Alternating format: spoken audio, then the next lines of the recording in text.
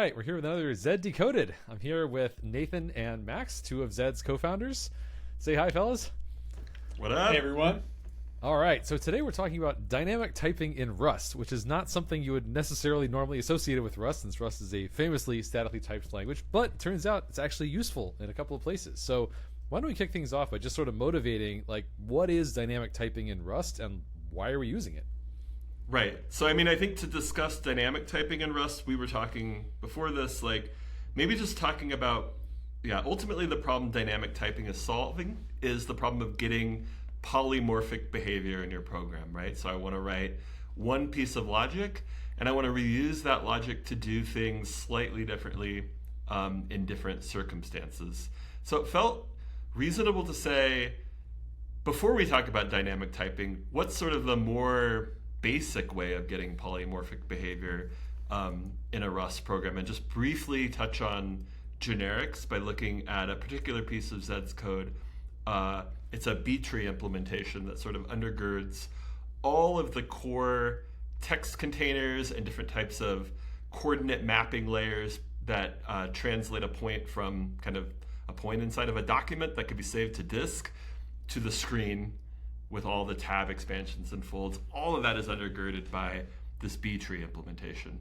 And it's generic. So it felt like a good place to start of looking at some generic code. So we were going to pull up the sum tree, right? So the sum tree, right. So this is a, let me go to the actual sum tree struct. So this is a generic struct that's generic over a type T that implements a trait called item. Right. So basically, if you want to build a type that participates as something that can be put inside of this B tree, which we call a sum tree because it's focused on kind of adding up, you need to implement a particular trait. That trait is called item. That says my type acts this way and is capable of sort of interacting with the tree. In the case of this particular code, to be an item, you sort of need to express what it means for your contents to be summarized in some way. We don't need to necessarily get into the details of it. I think what's relevant, though, is if you look at sum tree, notice that it's a sum tree of T, right?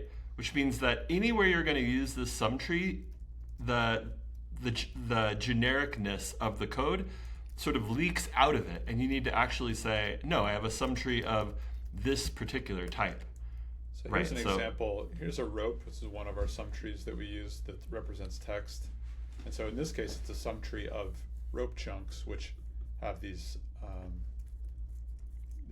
bits of text in them, along with some counters associated with how many characters and how many new lines are in that. And Richard, you were talking about some of the benefits of this style of generic code with respect to performance. Maybe you want to share that thinking again? Yeah, for sure. So the really nice thing about how Rust does this particular type of static polymorphism is that every single time you write one of these generic functions and the compiler goes through and instantiates it for a particular type, like for example in this example that Max gave, if you have a sum tree of chunks, what that means is that every single one of these methods that we see here, so new, from summary, from item, from iter, all those things, the Rust compiler is going to go through and build a brand new version of each of those functions that is specialized for the chunk. In other words, there's no runtime overhead at all associated with choosing to make different, some tree of this, some tree of that, some tree of the other thing. It's exactly as if you had handwritten a sum tree of chunks function called from summary and a sum tree of, foo from summary, etc. Right. So that's the compiler copy and paste on your behalf, basically. And it's not just that gets you like minimal overhead. The much more important thing actually in practice usually is that this unlocks the optimizer to do further optimizations, because each of those can get inlined, and then once they're inlined, the optimizer can be like, oh, I see in the case of the chunk one, we can do this optimization, but in the case of this foo one, we can actually do a totally different optimization. So even though it's generic to us as the authors, it's very, very specialized from the perspective of the optimizer, and so that really helps it be as optimal as possible, performance-wise. That makes sense. So now why don't we turn our attention, having seen sort of how we write polymorphic code with the full static generic behavior, with sort of a fresh version of the program written for every combination of types, let's look at the next thing, a place where we might use more dynamism, where we defer the decision about something's type to runtime. Here's a simple one. It's our language model trait. So we have lots of code in the app that compiles to that can use different language models. What's an example of that? Like our agent panel has a type called a thread that probably, let's see, maybe I'll just do a search there's sort of lots of functions that take a language model. And there's different language models, different types of language models here. Anthropic language models work differently than OpenAI language models. But this is code where we do not really care to compile this function separately for every single type of language model that you can pass in. And like if we go look at the struct definition for thread, for example, you'll notice like it's not generic, right? There's no kind of T leaking out of it. Although, do we store a DIN language model inside of here? We do in one place, yeah. Right. So here's a perfect example where we want to use dynamic typing in this case is to prevent any code outside of this thread struct from caring about the particular type of polymorphic implementer of this interface is inside of thread. And so we do that by introducing this concept called a trait object. And that's this written as din and then the trait. So traits are not types, but if you say din trait, that's a type, which means some type that implements this trait. Right. So if we didn't use that, then we would be forced to add a type parameter to the entire thread of like, which particular language model did you mean? But since we're using din, instead that happens at runtime rather than at compile time, which means we don't have to add the type parameter to thread, and thread can just have no type parameters. But it does mean there is some runtime overhead, which is the reverse of kind of all the benefits I was saying earlier of the static version. Right, and to talk about some of that runtime overhead, like Max, yeah, I liked how you phrased that. You said when you put a trait is not a type, but when you put a din in front of the name of the trait, it does create a type. But a critical detail of that type is that it has an unknown size. And you're like, what? What does that even mean? Like, I don't know. And when I was introduced to this idea, it was like really weird to even think about. But if you think back to the sum tree code we were showing off, where the compiler wrote a custom version of the program for each kind of T, inside that B tree, we're storing these arrays, basically, arrays of the values of kind of the children for the current node inside the tree. And because we know the type of value in that case, we're actually able to just store directly inside the array inside the tree, lined up end to end, one after another, copies of your T to store directly inside the data. In this dynamic code, we have no idea how much space to reserve for those copies of the T. So we could not directly store a vector of din language models, for example, because we have no idea how big the particular implementation of the language model is, and so we can't really store it in a vector or a detail that's important in Rust. The compiler doesn't know how much space to reserve for that type on the stack. And so one of the first trade-offs that forces is it forces us to store the data associated with our trait object where? On the heap, because that's a place where we don't need to know the size of memory until runtime. That's kind of the point of the heap. It's a runtime allocatable memory location. And so that's why you see, anytime you see din, usually you'll see something around it, right? In this case, an arc. Yeah, so this is a reference counted pointer. So in the case of language models, we sort of always store them behind reference counted pointers. And then once you have an arced in language model, that type is sized, and you can use that just like you could use any other type in Rust. And a cool thing about it is that it implements the language model trait. So I can call methods from the language model trait on the arc din language model. Right. It does sort of leak out a little bit the like, what's the compiler doing kind of a thing, because in order to understand like whether something is sized or not, you kind of have to think like a compiler a little bit. But I think that maybe the easiest way to think about it is, could I as a human tell you the answer to the question, like how big is that model field? Can I tell you that without running the program, or do I have to run the program to know what it is? And if I have to run the program to know what it is at runtime, then it's not sized. But I can tell you what the size of that model field is. It's whatever the size of an arc is, because arc size is just fixed. It's just you can actually look it up in the standard library. It's a struct with a couple of fields. And that's the critical part, is that although arc is a struct with a couple of fields, much like a vec, it can refer to a whole bunch of like dynamically sized memory at runtime.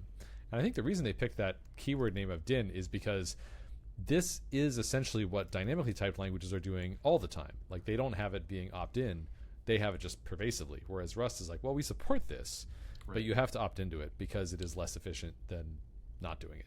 Yeah, and just to zoom in on why less efficient, like imagine in the case of the B tree, and I fetch I fetch a node of the tree as I'm traversing it, right?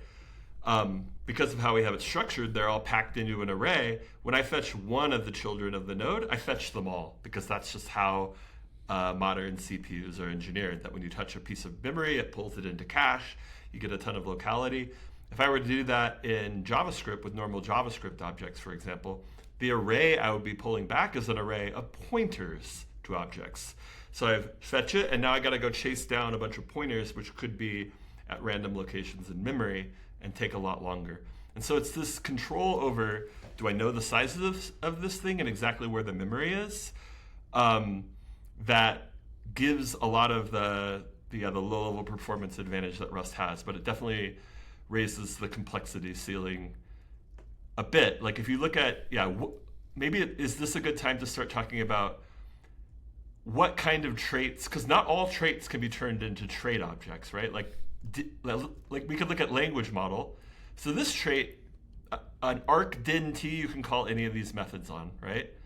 Yeah, there are all these methods you can call. Yeah, whereas if we go to another trait that's similar, I know one of them is workspace item. These are like the trait of all sort of views in the app that you can put as tabs in the workspace. This one is not that way, right? What about if we look at GPUI action? Yeah. Would that be okay? I just thought one thing that's interesting about, go ahead though, because there's the self-size pieces. Go ahead though. Right, so at action, it looks like we've got some methods on action that you can call on a action trait object, like partial EQ, name. But then there's other ones that have this clause at the end of the method declaration that says where self is sized. And so this means like you can call this method on any type that implements this trait that is sized. And so one instance of a type that implements this trait that is not sized is a din of the trait itself. So you can't call, and a common like reason for that is like, for example, this function doesn't take a self pointer, and so functions like that in Rust you can't call on a din trait object. But what else? There's also these ones that now this is the same way, where functions like build, they don't take self. Right. There are cases, I don't know if this object incorporates it, where if a method is going to have a generic interface, right? So we were talking earlier about struct being generic or whatever in the case of the B tree, but obviously in methods, obviously in Rust, methods can also be generic.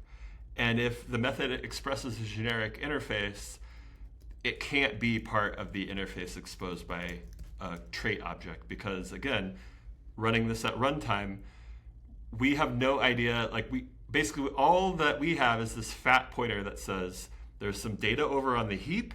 I want you to interpret the type of that data such that the following methods can be called. But again, if a method is generic, then like at compile time is when that method gets specialized, right? And so if the method has a generic interface, but we want to be able to call it dynamically, we'd have to like run the compiler at compile time for every possible type or whatever. So those aren't allowed. You found one, Max? So here's an example of that. The item trait is, most of the methods on it are, you can call in the trait object, but there's this one method called clone on split that returns, the return type is entity of self. So it's sort of like a different return type for every type that implements this trait, because it returns the same type as self. So this one has this where self is size restriction, so that this method can't be called on the trait object. There's probably other Right. traits like that. And one of the reasons that we can't have that, like in dynamic languages, you generally don't have that restriction. You can just be like, yeah, make them, whatever as generic as you want. Have an interface which has a thing that accepts another interface. But again, you got to remember that in a dynamically typed language, or a language that supports dynamic typing, like Java, for example, you just have this pervasively. Like, you always have the runtime overhead, which means you always have it available. So the equivalent in Rust would be, well, you're not putting, a dynamic trait in there. You would say something like, I need to take like a, an arc din or a box din or something like that. And at that point, once again, you're back to just like, oh, well, now it's fine because we have it at runtime, but we're paying the overhead. So the reason you can have that in Java, JavaScript, etc., is just that you're always paying for it, and so you never have to opt into it. Right. Yeah, so a classic example where you need kind of runtime polymorphism is this element trait. We have this type any element, which is used to represent every element in this tree of visual elements that are on screen that all have different types. We have elements like divs and images, code editors. What other elements do we have? Lists, like variable height lists. Yeah. Lists, different types. And obviously, like, we could not thread a generic parameter through for every possible type of element we might use in this big tree of all things that support the same interface, right? So very classic. We have to do it this way. It's not just about hiding a type. It's like there's no other way. Right. A div needs to be able to contain anything, multiple different types of children. Right. And so and all worth noting that, really, to be even more precise about it, it's that we can't avoid the overhead. Like, if you need to be able to mix multiple of these different things, like in a list, for example, the classic way to do sort of a heterogeneous list like that in a statically typed language like Rust is that you just explicitly, like, for example, wrap an enum around them. And that's essentially what din is doing here, is it's just doing that without making you actually write out the enum. Right. Right. And so, yeah, but then another interesting aspect of the dynamic type is that sometimes you do want to go back from a trait object to a concrete type if you sort of know that you've got a reference to an element of a particular type. And that's called downcasting. And you notice here it returns an option. So you have a chance to gracefully handle being wrong about what you're trying to downcast into if you want. But yeah. Right. I thought I had a div, but I don't. But if so, if I take this any element and I downcast it to a div, you can see we've sort of implemented that ourselves here. There's a couple of layers of traits in this particular case, but it ends up using this function that's from the Rust standard library. It's called downcast mute. That's a part of this trait called any. And any is sort of a built-in trait. I guess I'll go to the. Yeah, it's not very long. Any is a built-in trait in Rust that basically, like, any type that you can represent what type it is using a runtime value is going to automatically implement this trait for you, and that's most types. Yeah, one thing that a type that you can't that doesn't implement any is any type containing a reference. Any type that embeds a non-static lifetime, I'm pretty sure you can't make into it any. Yeah, because they don't. There's like sort of infinitely many different scopes a type could be part of. So I guess they don't have a way to represent every single lifetime as a scope. Can we zoom out a second and look at? Oh, Richard, I talked over you. Can we just briefly look at where we store the any inside of any element? Any element adds a little more complexity, but ultimately, what it means to be one of these quote-unquote element objects is that you can kind of yield your internal state as a dynamic, a din any. Right, and so where do we actually declare? I guess we have this sort of element trait that is a subtrait of static, and by having that bound on it, it kind of implements any automatically. So that means that we can then call this method downcast mute on this element type, even though we don't know what the type of element. Honestly, the code might tell the story better if we literally put any there instead of static, but they end up being equivalent. So two things I think are interesting about this example. One is when Max is showing the code for any itself, one thing to note is that this is very different from any in dynamically typed languages that have a static type system added after the fact. So like TypeScript being a really popular example of that. So in TypeScript, any just means the type checker is turned off and we're sort of following the runtime types exclusively. But again, Rust doesn't always have runtime types. So you can't just have like any means don't do the type checking. That's not really a thing in Rust. And also that's kind of against Rust's philosophy anyway. So whereas in TypeScript, if you say my type has the any type, you can just call whatever methods on it and it'll be like, yeah, that'll type check at compile time, and then we'll just see at runtime if they actually had those methods, and if not, then crash. Rust is like, no. If you have an any type, that means you're very, very restricted on what you're allowed to do with it. Pretty much the only thing you can do is you can try to downcast it to a more specific type, and then only if that succeeds do you get to call the methods on that thing. But you have to handle the possibility that it failed, and then if you choose to opt into crashing, that's up to you. Yeah, great point. The other thing that's interesting is that this is the first time we've seen a din any that was not wrapped in like a box or an arc or something like that. We want to talk about that briefly? That's a good point. So this inner element method returns a din any, but instead of being in a box or an arc, it's behind a reference. And so this is a case where we're able to kind of use a trait object as a type, but we don't have to incur any particular overhead of putting the value in a box for this, because you can also you can use references as a sort of a way of turning a unsized type into a sized. Well, because a reference is sized, right? Yep. And ampersand mut din t is basically has a known size, which is what is the size? It's enough room to point to the address in the heap of where the t lives, or of where the trait lives. And yeah, t was confusing. Ampersand mut din trait. So that contains a pointer to the heap of where the data is, and then some sort of, which maybe someone knows more about it than me, some sort of representation of the underlying type that thing is to use. Yeah, that's where the sort of like the runtime enum, right? We'll have like which one am I and how big is it and so forth. That'll all be like right there if you dereference that address. And the other thing about that is that if you go back to the thread example from earlier where we were like, oh, we want to avoid having to add a type parameter to this, and so we're using din, inside an arc in that case, to avoid the type parameter. If we use a reference here, that still wouldn't get us out of the hook, because in Rust you have the rule that if you add a reference in here, now that reference needs a lifetime, and the lifetime has to be added as a parameter. Right. So it's the same set of trade-offs. It's not like we could have just used a reference here to avoid the overhead of the arc. Right. The point is there are sort of a set of blessed types for now until this coerce unsize feature lands in Rust that can hold unsized data.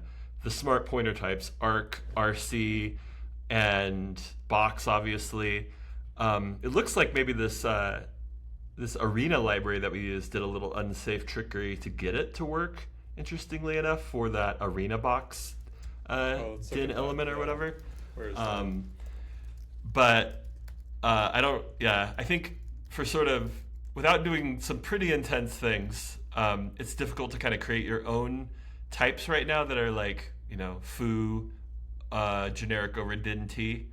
But anyway, yeah, would it be interesting to talk about like kind of automatically deriving an object-safe trait for situations where something implements a non-object safe trait? That's an advanced technique that we actually use inside of the element implementation, actually, right? Like you'll notice we started on any element as a way of just saying, if you have an any element, you can attempt to downcast that to an element of a specific type and get option whether or not that's true. But what's also true is an any element needs to be support a broader interface than just being able to downcast to a particular type, right? It needs to participate in these multiple passes across the overall element tree in order to like request its layout and get painted onto the screen ultimately. And so there's sort of a subset of the broader element trait, which is object safe. that we need to basically have any element implement automatically. And so the way that we've done that is we define this trait called element object. I don't know, I'm sometimes at a loss for names in these things, but the whole point of the trait is like, this is what an element, like we have a trait element, I call it element object. It's basically like, hey, this is the object-friendly friend of the element trait. And you can see it's much more stripped down. It has these like 5 methods on it, right? And then you'll notice we have right below the element object trait definition, we have this drawable. And notice that drawable is actually generic over some arbitrary element E. And so what drawable does is it stores whatever element type inside of itself, and then it also associates that element type with some metadata, which is this draw phase that helps data be conveyed between different passes over the tree.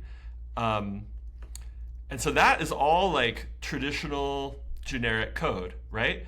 But then you'll notice what we do is that we implement element object. Yeah.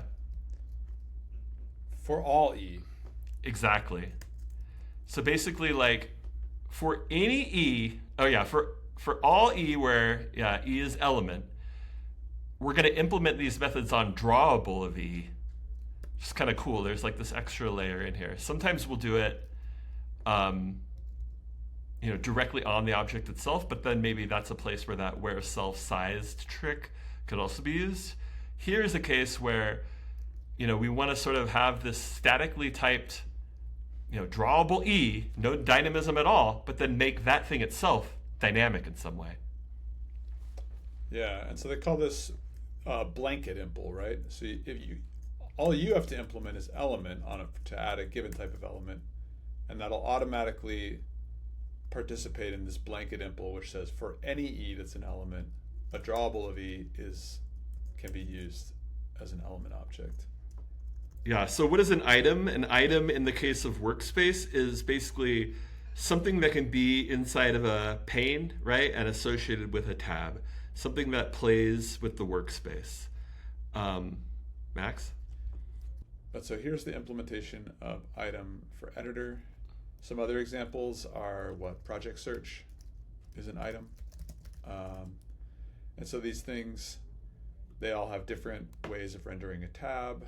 What else do they have? There's a very particular obviously they can save as, tell whether their state is dirty, but like I think a particularly quirky dynamic thing we do is that act as type. Oh yeah, and so the problem that this solves is that there's a set of interactions that kind of work on editors, but then they also work for any item that is sort of mostly consists of an editor, like the project search view or the diagnostics view or the what are other examples of this? The find all references or and so we have this idea where like if you have an item and you know a type that you want to kind of interact with, and this what we often use is editor. I'll look at some usages of this this method to act as type so we can think about where so there's a bunch of implementations. Why am I not seeing the calls to it? It's because maybe this is a good time to implement. There's this layer of indirection where why don't we go there first?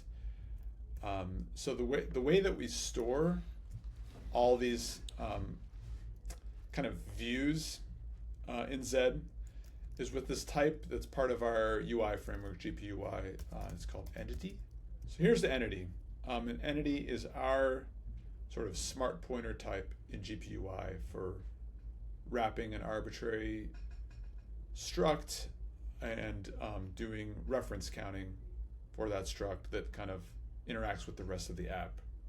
And why we need this versus just using RC, ref cell, or box or something is maybe a subject for a different episode, but it allows sort of all the entities to communicate with each other via data-driven code paths, so allowing entities to emit and subscribe to events. It also allows, at least during reads, references to be sort of shared across entity boundaries, which is something that doesn't really work it's not very ergonomic in like a world of RC ref cells. So that's kind of a longer story of why do we have our own like application specific heap. But either way, our kind of our version of box or RC or whatever is entity. And when you have an entity, it's your way of getting access to state from the overall application. And so when we store an editor, it's sort of always stored inside of an entity. You can see there are these views that wrap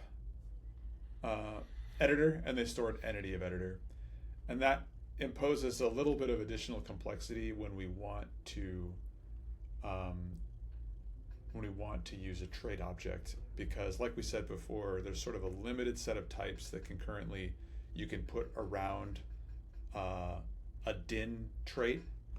If we look at, we have lots of things in the app that are arc din or box din, but you can't put just any old generic type around a din.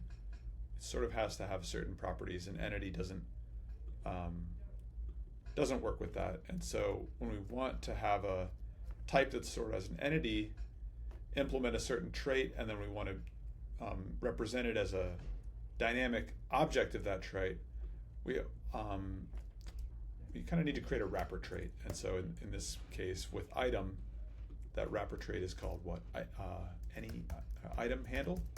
Item handle. So this, you notice that item was not an object safe trait. Like, why don't we just briefly look at item one more time before going to item handle, and note that it is not object safe, right? It has an associated type called event. Right away, that's not object safe. We force it to be sized. Yeah, the Max highlighted that right there, right? So literally in the trait bound for item is that the thing is sized. So this whole trait is not eligible to be a din thing. Okay, but now we can go look at the related trait, right? So we have item handle, and this is basically has a lot of the same methods as item, but it is made to be used as a din, as a trait object. And so we have luckily, we only have one impl that we need to do for item handle. Let's go to that.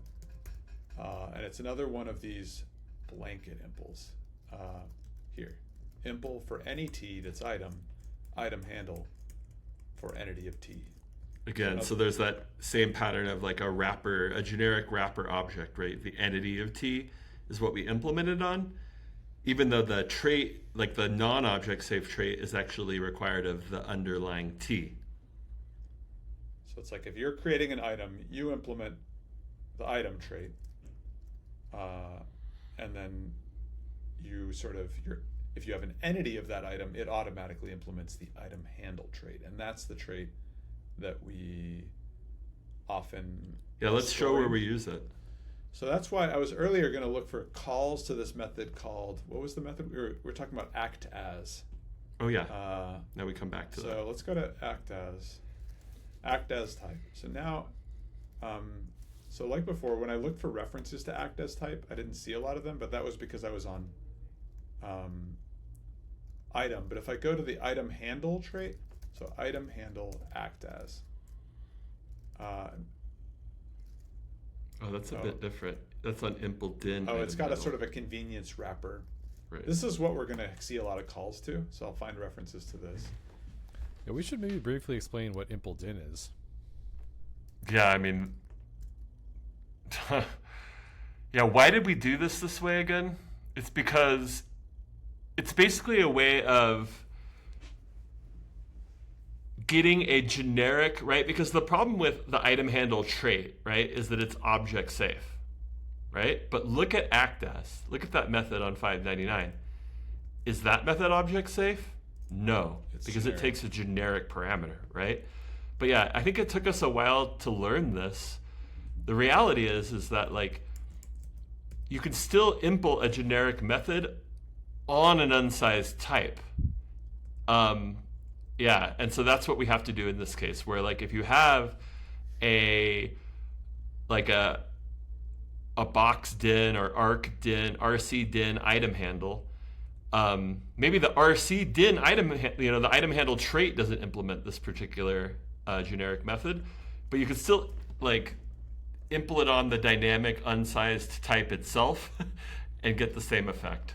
Right. Yeah. So the analogy here to a dynamic language is basically it's like, well, this is something where if we tried to make it available in the static land, again, it wouldn't be object safe, meaning that like you just couldn't do that because it has this generic parameter that doesn't work. However, if you say, well, I'm only going to make this set of methods available in the specific case where we are in sort of the opt into dynamic style, then we can relax that restriction, because now we can just say, well, yeah, you're at runtime, you have the runtime information of what this thing actually is, and so therefore now we can move back into the sort of dynamic land and offer those features that otherwise wouldn't be available. So we'll write a custom version of act as. The compiler will generate a custom version of act as for every different type that this is called it for, and yet most of the interaction will be via this act as type method, which is object safe. Yeah. Right. So going back to act as, we have all this code in Zed that the most common thing is act as editor. What are some examples of this? I think a good one is we have these. Let's see if I can find them.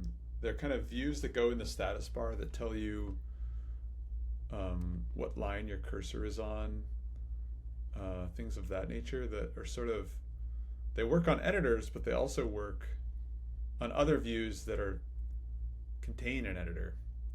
Let's see if I can, like that, yeah, like we have, for example, the project search, right? It actually contains an editor, right? Like, in fact, or yeah, maybe the UI that Max is using right now, right? Find all references. This is an editor that he's interacting with, but notice that, well, yeah, there's some extra Chrome at the top. Like in project search, I think is the most marked case of like, yes, an editor is involved in this UI, but there's more going on. Can this UI sort of pretend as if it is an editor, yeah, when it's asked to? And by virtue of containing an editor, it's very well able to do that, right? But I don't know, Max, if you're experiencing much success finding the example. Yeah, I don't know where that module is in the code base is that I was looking for, but there's all kinds of use cases we could look at. Yeah, here's the one I was looking for. So it's this module called cursor position that sort of, it's a little view that goes in the status bar that tells you what column and line your cursor is on. And the way it works is it's sort of like gets the active item in the workspace and it asks if it What's the active item?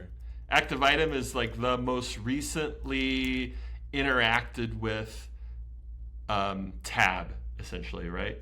Inside of a pane. Yeah, the focus tab basically, and then the way we represent that is a boxed-in item handle, and then it asks that item handle if it can act as an editor, which returns an option.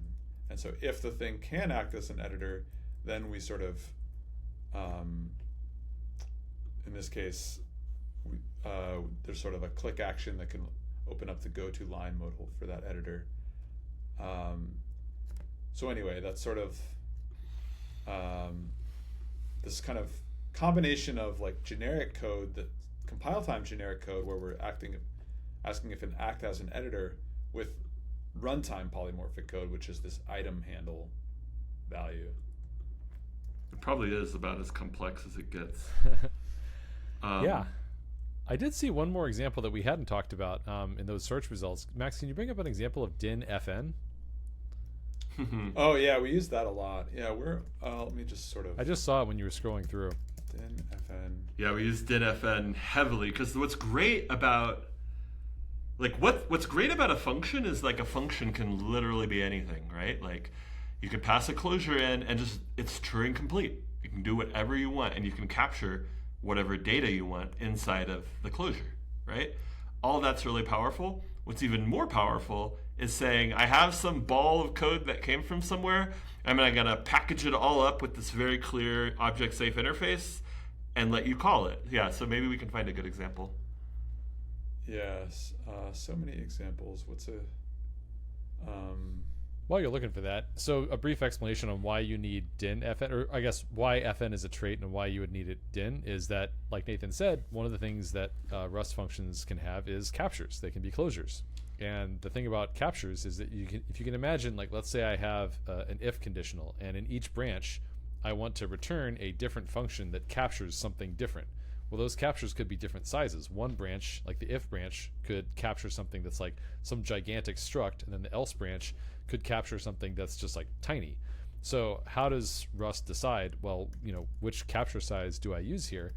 Well, by default, Rust will just say those are incompatible. And if you try to do that, like in those two branches, you'll just get a compile time error.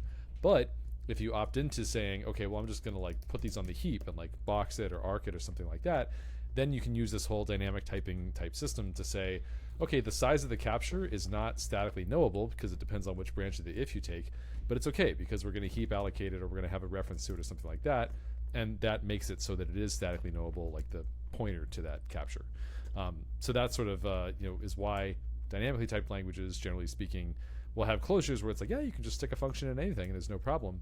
Rust won't let you do that, but this is a way you can opt into, again, that same kind of behavior that you see in languages, not just dynamically typed languages, but also if you look at like an OCaml, for example, or a Haskell or Elm, they also offer this because specifically for closures, they kind of essentially do the dynamic typing overhead for you. What's beautiful about it is like fn is a trait, right? So it's like it just slots in. It's like the universal object kind of is a function, right? And it's just beautiful how it fits together. Max, sorry, go ahead. So here's an example. We have this element. We were talking about elements before. So one of the specific types of elements we have is list, which is sort of this like kind of high performance lazy rendering thing where it'll kind of the rendering is callback based. So you sort of like, depending on what area of the list you're scrolled to, it'll kind of render different objects. And so there's this interface where there's a function that takes a index in the list and then renders it to this any element type, same type we were talking about earlier. And so different lists will use different functions, obviously, for rendering their elements. For example, we've got this chat panel, and it creates this list state where you pass in a closure that kind of takes a list index and renders the message at that index. And notice that this it's not just this isn't just a function in the sense of like a kind of in the binary a function with a given signature. It has captures, so this entity is like a value that's captured from the scope, the outer scope. And so even though it's not just as simple as like a C function or like a something you could create with fn, it's a closure, but it conforms to this fn, capital FN interface, which means you can call it. And so it kind of can be stored in this boxed in fn mute. And again, by boxing it and making it dynamic, it means you don't need state inner, less than f, the bracket f or whatever, where the function type is generic, because then that imposes this burden on whoever is, state inner I think is wrapped probably inside of a state. The state itself would also have to be generic again, and then whoever worked with that state would now need to deal with the fact that it could be different types. We just kind of cut all of that off at the knees and say, we take your function, it conforms to this interface, don't worry about it after this. And we do that by taking that dynamically created by the compiler object that is a closure and putting it on the heap, just like any other trait object. And then Very when nice. you call it, all you need to do is you pass a function to this list state new, and that sort of we put that in a box like this, and then we get one of those boxed in functions. Yeah, and it's worth noting, look at list state new is actually generic over R, which is render item function, right? So that's that generic version of it. But notice list state, the data type is not generic over R, just the new method is, right? So when we call new, we pass in this function. We don't have to box it or do anything fancy. It's totally generic. It'll work with any function we want to call. And then inside here, just for ergonomics, you notice we're wrapping a box around the function that you passed in. And note that one of the trait bounds on R, you'll notice the lifetime there, static. And that's that same rule that like if there's some reference embedded inside this function that it borrows data that maybe is on the stack or who knows where, I guess on the stack. If it borrows data, we can't like put it on the heap and have that go well at all, right? And so like Rust won't even let us put it inside a box unless it's static, hence that bound. And that's always a good clue, because if you see a Rust function that's got, impl fn or something like that, or using an explicit name like this, if it doesn't have the static bound, then it might be that maybe all this function's doing is just executing that function and then not storing it anywhere. But if you've got that static thing, there's a pretty good chance that the reason it has to have that bound is because it's going to get stored on the heap somewhere. That makes sense, yeah. Right. Cool. Nice. I mean, I think that kind of covers most of it. Yeah, I think that's a great deep dive all the way into all various different ways that we do dynamic typing in Rust. I mean, not what you might expect, but as you can see, there's some pretty compelling reasons for doing this. So hopefully everybody watching at home got something out of this, and thanks for joining me, guys. Absolutely. I hope to hear people's stories about using dynamic typing more effectively in their own programs. Cheers. Nice. See ya.